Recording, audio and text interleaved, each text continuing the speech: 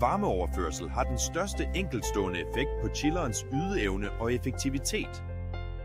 Tilsmudsning af kondensatorrørene kan skyldes aflejringer, biologisk vækst eller korrosive produkter.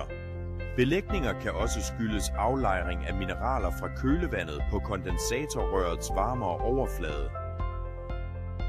Det anslås, at en ophobning af et 6 mm tykt lag begroning på kondensatorrørene vil reducere kølerens effektivitet med 20%.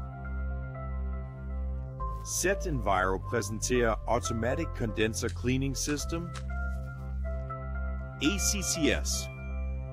En permanent løsning på problemer med begroning i kondensatorrør.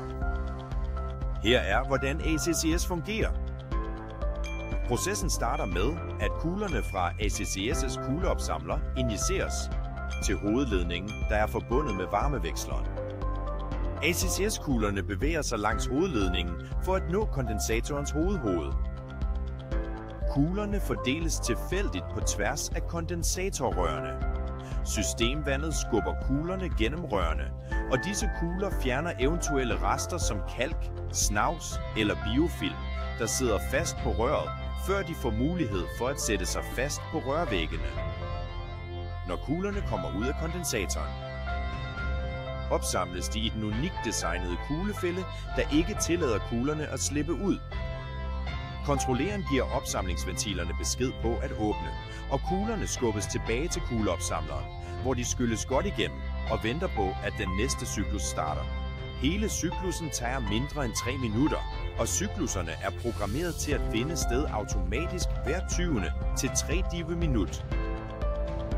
Processen sikrer, at der ikke udvikles begroning på de indvendige rør, hvilket gør det muligt at optimere varmeoverførselsprocessen.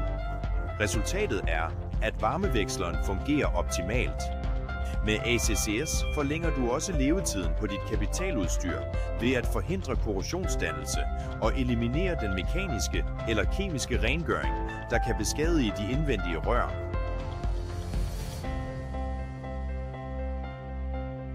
ACCS eliminerer kostbar nedetid, optimerer varmeoverførslen og sparer en masse energi. ACCS fra Z-Enviro har et meget kort investeringsafkast, normalt mindre end 2 år.